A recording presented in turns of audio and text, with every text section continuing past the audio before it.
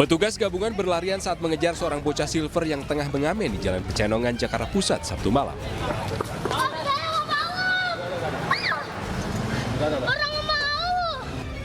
Bocah yang akhirnya tersudut hanya bisa menangis ketakutan menolak diamankan petugas. Sembari dibujuk, bocah ini tetap dibawa ke dalam mobil. Razia dilakukan petugas Satpol PP dan Sudin Sosial Jakarta Pusat menyusul banyaknya aduan masyarakat yang resah dengan keberadaan pemerlu pelayanan kesejahteraan sosial atau PPKS. Adanya manusia silver ataupun manusia badut itu atas aduan masyarakat di kebun kelapa terkait dengan permintaan. Jadi kalau mereka itu ngamen itu mintanya paksa, makanya kita lakukan penjangkauan kepada PPKS, yaitu seperti manusia silver maupun manusia badut.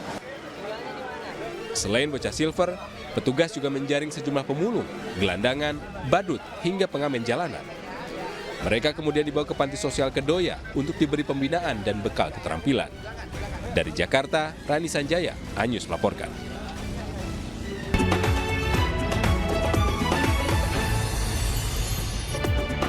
Halo, selamat sore pemirsa, kita berjumpa di Newsroom Weekend, ruang memperdalam informasi yang aktual dan komprehensif. Saya Anisha Dasuki. Pemirsa, ponsel salah satu penumpang maskapai penerbangan swasta yang hendak lepas landas dari Bandar Udara El Tari Kupang menuju Surabaya tiba-tiba mengeluarkan asap karena panik pintu darurat dibuka secara paksa oleh salah satu penumpang. Peristiwa terjadi pada Minggu pagi saat maskapai penerbangan swasta yang membawa 163 penumpang hendak lepas landas dari Bandara Udara El Tari Kupang, Nusa Tenggara Timur menuju Bandar Udara Internasional Juanda Sidoarjo, Jawa Timur. Salah satu penumpang yang duduk di nomor kursi 9D mengaku ponselnya mengeluarkan asap karena panik ponsel dilempar ke lantai kabin. Saat kejadian, seluruh kru, awak kabin dan penumpang sudah siap untuk lepas landas. Akhirnya penerbangan ditunda karena salah satu penumpang membuka pintu darurat pesawat.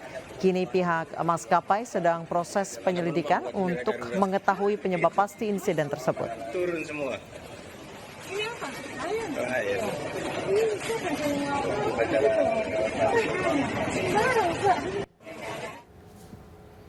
Pemirsa, hujan deras yang mengguyur wilayah Jabodetabek menyebabkan permukiman warga di Kabupaten Bekasi, Jawa Barat kembali terendam banjir. Seorang warga korban banjir yang menderita darah tinggi meninggal dunia akibat terlambat dievakuasi. Banjir masih menggenangi rumah warga di perumahan Puri Nirwana Residen, Desa Sukaraya, Kabupaten Bekasi, Jawa Barat. Banjir terjadi sejak Jumat pagi dan hingga kini masih belum surut. Hal ini karena adanya tanggul yang jebol serta curah hujan yang masih tinggi. Warga yang ingin mengungsi terpaksa berjalan kaki menerjang banjir lantaran jumlah perahu karet masih minim.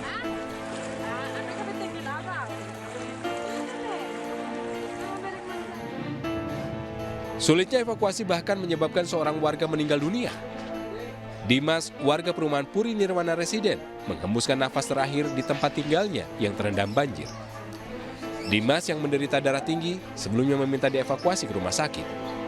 Namun karena minimnya perahu karet, Dimas terlambat dievakuasi. Kondisi korban saat dievakuasi di atas perahu gimana Pak? Udah pingsan atau gimana? Pingsan, jadi dia nggak sadar, bukannya pingsan deh, jadi kita tidur. Jadi kondisinya dia nggak duduk tapi tidur di perahu. Sebelumnya yang dirasakan korban apa Pak? Sesak atau apa? Dia kayak sesak begitu, nggak sadar. Sesak napas gitu? Iya. Jadi harusnya saat itu waktu langsung ada oksigen, diuap. Tapi terlambat Pak ya penanganannya ya? Karena minimnya penanganannya. Nunggu itunya kan, ini kan kalau nggak banjir sih aman, cepat ya. Ini karena banjir jadi nunggu perahunya dia. Warga berharap pemerintah setempat segera memperbaiki tanggul yang jebol dan menanggulangi banjir yang kerap terjadi di wilayah ini. Dari Bekasi, Jawa Barat, Didit Junaidi melaporkan. Pemirsa, akhir pekan ini menjadi pekan terakhir warga bisa mengunjungi Masjid Al-Jabar di Kota Bandung sebelum ditutup sementara. Mulai Senin 27 Februari 2023, pemerintah Jawa Barat menutup sementara masjid tersebut dari kunjungan warga dengan alasan pemeliharaan.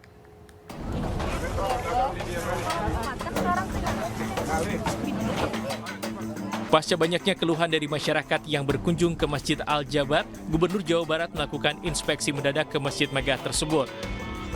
Hasilnya Ridwan Kamil menemukan ada pengunjung yang sedang makan bersama di pelataran masjid, serta banyak pedagang kaki lima di sekitar area masjid. Selain itu, masjid ini juga seringkali disalahgunakan oleh masyarakat sebagai tempat wisata. Bahkan banyak tumpukan sampah akibat pengunjung yang meninggalkan sampahnya di sekitar area Masjid Al-Jabar. Pemerintah Provinsi Jawa Barat pun akhirnya menutup sementara Masjid Megah ini pada tanggal 27 Februari hingga tanggal 12 Maret mendatang. Hal ini dikarenakan Pemprov Jabar akan melakukan evaluasi serta penataan ulang agar nyaman saat digunakan untuk beribadah pada bulan suci Ramadan. Mulai Senin selama 2 minggu kita akan beberes lagi, mengevaluasi ya mana-mana yang berhasil, yang kurang. Itu bagian dari proses. Sampai suatu hari nanti tempat itu seperti yang kita cita-citakan, gitu ya. Karena saya monitor juga yang PKL itu paling warga lokalnya hanya 5%. Misalnya wawancara kamu di mana, yang di Garut, di mana ya. Jadi dan modusnya yang macam-macam. Poinnya sudah kita sediakan ya pasti terbatas, ada ini bukan pasar. Ya. Saya kira itu. Sementara itu, 1 hari jelang penutupan, wisatawan masih terus berdatangan meski pada malam hari nanti akan ditutup. Mereka datang untuk berwisata religi sebelum masjid terbesar di Jawa Barat ini ditutup sementara.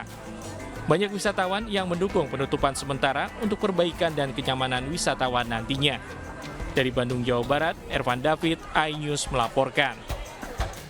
Seperti apa kondisi terkini di Masjid Al-Jabar sehari sebelum penutupan sementara? Sudah ada rekan kami Ervan David yang berada di sana di Masjid Al-Jabar Gede Bage, Bandung, Jawa Barat. Ervan, seperti apa suasana di Masjid Al-Jabar jelang penutupan sementara? Ya, dapat kami jelaskan bahwa menjelang penutupan warga masjid terus berdatangan dari luar Jawa Barat maupun wilayah Jawa Barat ini. Dari informasi yang kami dapatkan dari pihak Masjid Al-Jabar ini sendiri, ada belasan ribu pengunjung setiap kali memasuki libur di akhir pekan atau weekend di Ramadan ini sendiri. Dan penutupan ini sendiri direncanakan pada pukul 00 atau Senin dini hari ini. Senin dini hari nanti selama 2 minggu ke depan atau pada tanggal 27 Februari hingga 13 Maret 2023 mendatang. Alasan penutupan ini sendiri dikarenakan pemerintah Provinsi Jawa Barat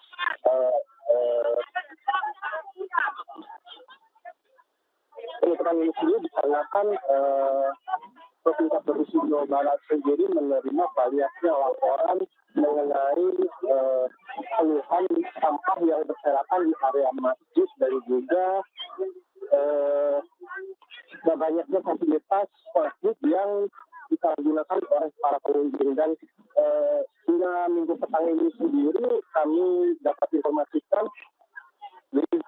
ribuan pengunjung masih memadati area Masjid Al-Jabar untuk berwisata religi di Masjid termegah di Jawa Barat ini sendiri. Dan dapat informasikan juga bahwa pengunjung ini sendiri bukan hanya dari Jawa Barat, melainkan di luar Jawa Barat juga berkunjung ke Masjid Al-Jabar ini sendiri. Dan mayoritas pengunjung sendiri sudah mengetahui informasi bahwa Masjid Al-Jabar ini sendiri akan ditutup pada dini hari nanti, atau hari ini sendiri adalah hari terakhir para pengunjung dapat mengunjungi Masjid Al-Jabar. Dan kami juga dapat mengatakan juga bahwa dari wawancara kami dari salah seorang pengunjung atau sejumlah pengunjung sendiri, mayoritas menyatakan penutupan Masjid Al-Jabar ini sendiri dikarenakan mereka jauh-jauh sudah datang dari luar Provinsi Jawa Barat untuk mengunjungi religi ini sendiri. Namun sosialisasi untuk penutupan ini sendiri menyayangkan para pengunjung atas kebijakan yang diambil oleh pemerintah Provinsi Jawa Barat. Dan kami sendiri tadi sempat mewawancarai para PKL atau pedagang kaki lima bahwa mereka masih kebingungan untuk mencari tempat relokasi untuk mereka berdagang saat penutupan Masjid Al-Jabar pada hari hingga tanggal 13 Maret 2023. Demikian yang dapat kami sampaikan di Masjid Al-Jabar, Kelurahan Cimacan, Kota Bandung. Demikian. Baik, Ervan, sebenarnya apa yang membuat warga memperlakukan masjid ini layaknya wahana atau tempat piknik hingga akhirnya banyak sampah dan lain sebagainya? Banyakkan mayoritas pengunjung sendiri datang ke sini sendiri bukan untuk beribadah, namun untuk berwisata di pelataran di Al-Jabar. Dan nampak juga Masjid Al-Jabar ini sendiri didesain oleh Ridwan Kamil sendiri untuk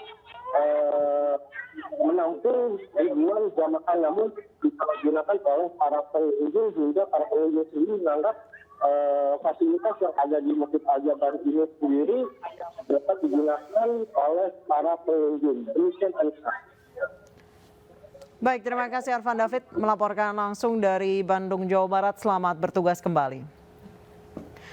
Pemirsa, Sinta Nuriyah Wahid dan beberapa pengurus PBNU serta PW Ansor Jakarta siang tadi tiba di Rumah Sakit Mayapada Setiabudi Jakarta. Kedatangan mereka untuk menjenguk anak pengurus DPP Ansor yang menjadi korban penganiayaan oleh anak mantan pejabat kantor pajak Jakarta Selatan.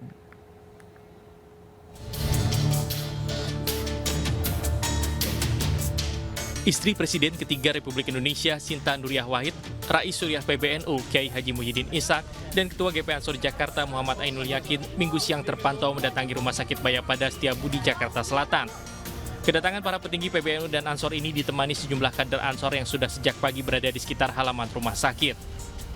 Kedatangan mereka juga untuk memberi dukungan moral kepada keluarga sekaligus mendoakan kesembuhan untuk putra Jonathan Latumahina yang hingga kini masih terbaring tak sadarkan diri usai menjadi korban penganiayaan anak mantan pejabat kantor pajak Jakarta Selatan, Mario Dandi Satrio, pada Senin lalu.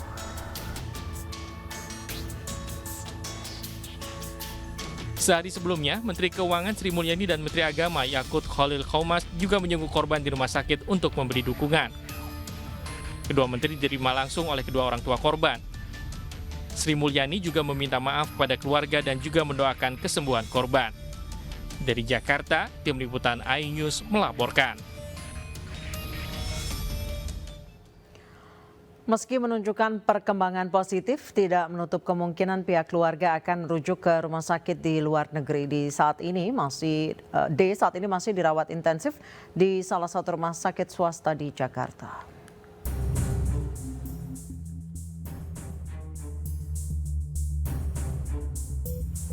D. Korban penganiayaan anak mantan pejabat kantor pajak Jakarta Selatan Mario Dandi Satrio saat ini masih dirawat intensif di salah satu rumah sakit swasta di Jakarta.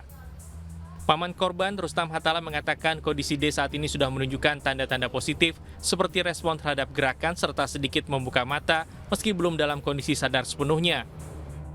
Sementara itu sejumlah karangan bunga terpampang di depan rumah sakit berisi ucapan doa untuk kesembuhan korban dan dukungan untuk keluarga.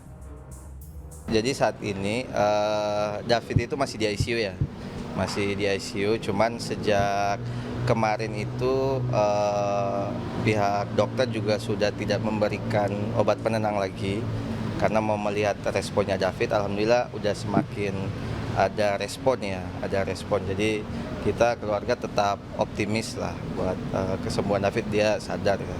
Lebih optimis. Nah, sepenuhnya ya kita tetap serahkan ke tim dokter lagi. Tadi kita juga udah ngecek, sekarang itu udah mulai ada kayak gerakan mata dan lain-lain, ada respon lah. Dan itu sesuatu yang positif sih buat kita. Sementara itu sejumlah karangan bunga terpasang di depan Polres Metro Jakarta Selatan. Karangan bunga itu dikirim untuk mendukung pengungkapan kasus penganiayaan yang dilakukan anak mantan pejabat pajak Mario Dandi Satrio terhadap anak salah satu pengurus pimpinan pusat GP Ansor D.